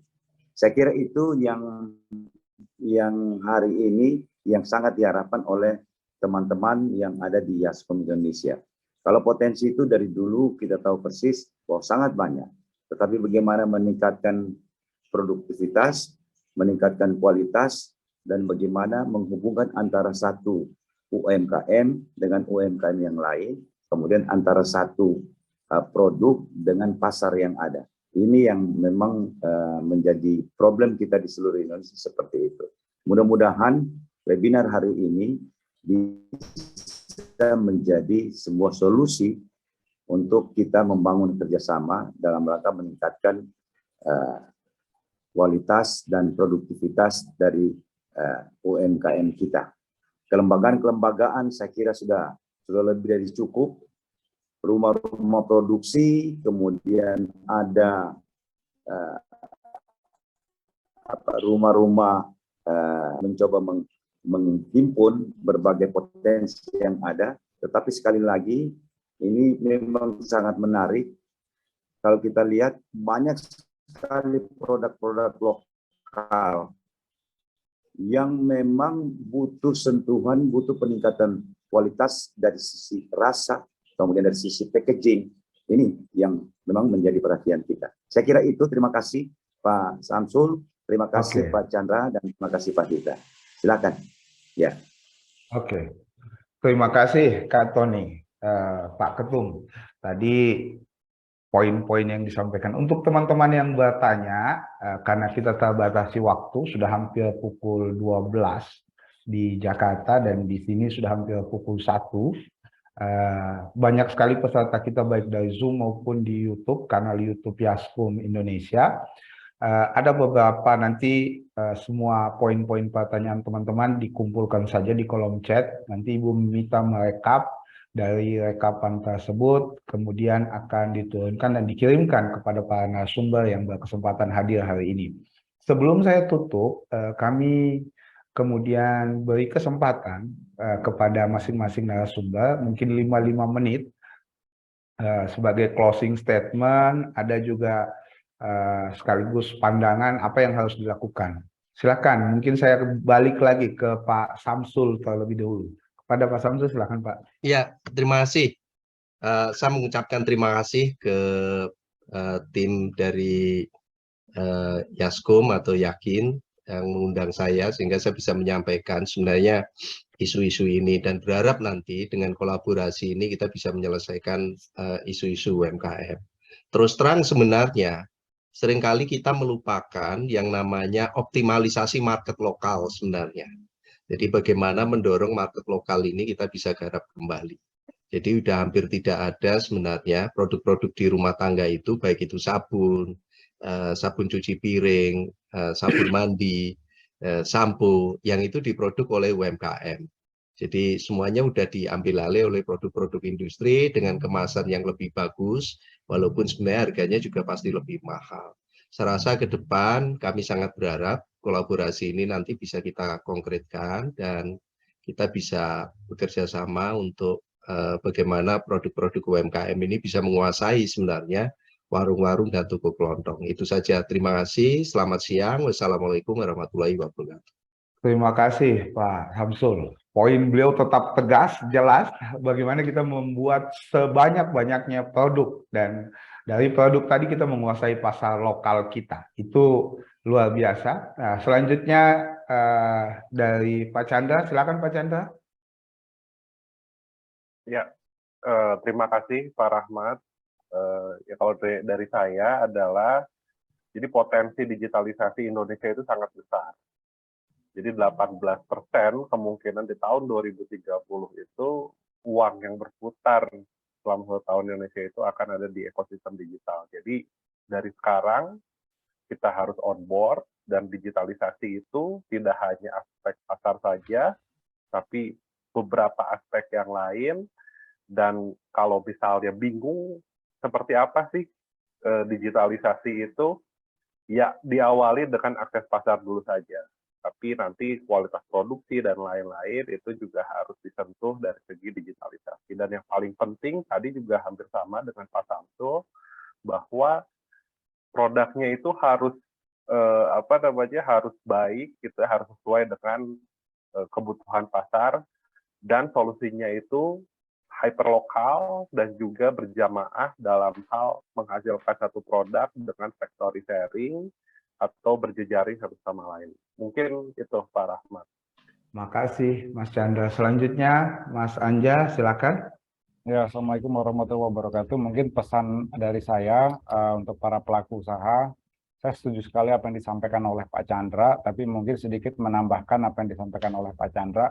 Kita sebagai pelaku usaha itu perlu menggunakan atau memanfaatkan akses ke pasar digital. Nah, akses ke pasar digital ini tidak hanya satu platform, gitu ya, tapi untuk bergabung di dalam multiple platform.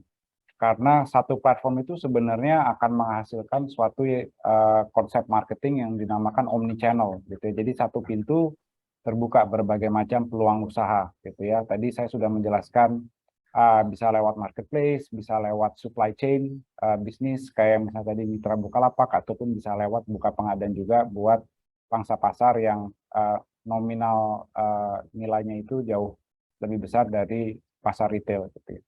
Nah, hal-hal seperti ini yang teman-teman para pelaku usaha harus belajar, gitu ya, harus membuka pikiran juga supaya literasi digitalnya itu dapat, gitu ya.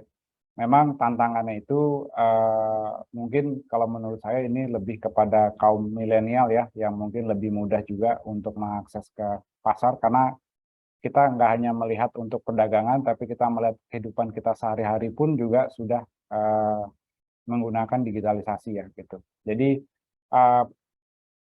pesan terakhir ya, gunakanlah platform sebanyak mungkin sehingga bisa mendapatkan akses ke pasar dan omni channel gitu ya. Oke, terima kasih. Assalamualaikum warahmatullahi wabarakatuh. Makasih Mas Anja, luar biasa. Omni channel itu menjadi tantangan sekaligus yang bisa dimulai oleh Yaskum. Kalau saya konkretnya, kami dari Yaskum maupun dari Kadin Donggala, kami berharap pertama dari Yaskum akan segera, mungkin ini Pak Ketum, PR kita bersama melakukan database tentang potensi produk Yaskum, semua jejaring yang kita miliki, dari database keanggotaan potensi UMKM kita, masing-masing memproduksi apa, rantai pasoknya seperti apa. Setelah itu kita membuat pelatihan, dari pelatihan itu agar bisa terdigitalisasi dan teman-teman bisa masuk ke dalam akses itu. Dan yang ketiga, membuka akses dengan pasar. Omnichannel tadi itu bisa dimulai oleh Yaskum Indonesia dan tentunya dari Kadin Donggala. Sebelum kita closing, kita foto-foto dulu. Mbak Mi izin ya supaya ada dokumentasi bersama. Izin mungkin masing-masing kita dukung program pemerintah UMKM naik kelas. Kita buat videonya karena ini direcord dengan jargon UMKM Indonesia naik kelas. Yakin usaha sampai, mungkin ya gitu ya. Oke, saya ulang, UMKM Indonesia naik kelas, yakin usaha sampai. Kita bisa sama-sama ya.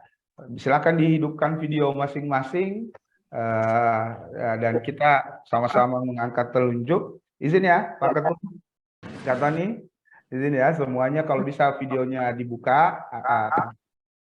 Oke. Nanti saya hitung 1 sampai 3. UMKM naik kelas, yakin usaha sampai. Ya, oke. Nanti saya hitung ya. Oke, udah boleh? Udah boleh?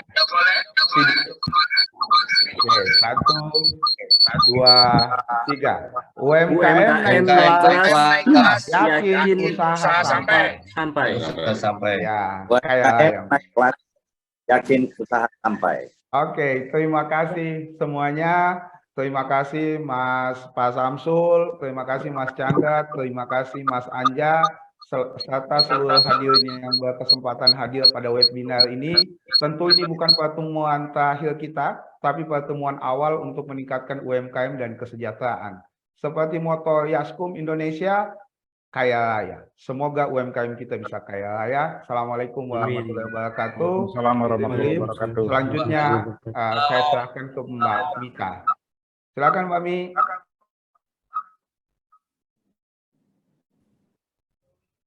Oke, kalau tidak ada kita izin live rame-rame.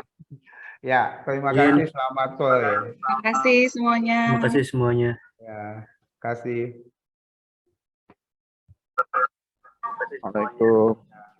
Assalamualaikum. Assalamualaikum. Assalamualaikum.